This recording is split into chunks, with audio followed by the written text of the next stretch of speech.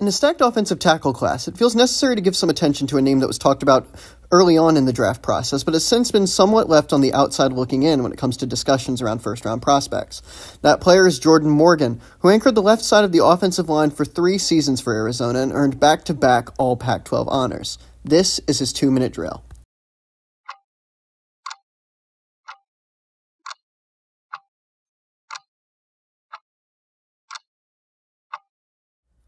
Morgan stood out to me early on in the process because of his movement skills. He operates well as a guy who can block at the second level as well as someone who is able to move laterally in order to pick up delayed blitzers. Morgan is both fast and fluid at the line, and he is able to keep his footing under him even when he is going forward.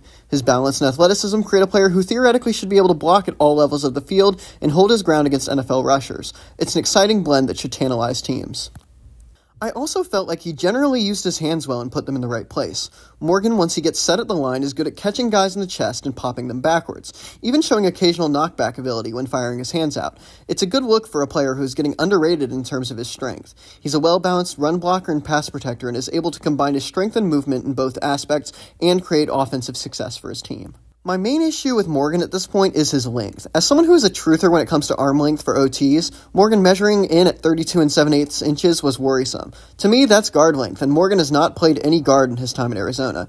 This does not mean that he could not be able to be good at that position, or that tackle is off the table, but I did notice that he had trouble maintaining control of defensive linemen after he fires his hands, which I chalked up as a length issue. This could get worse at the NFL level.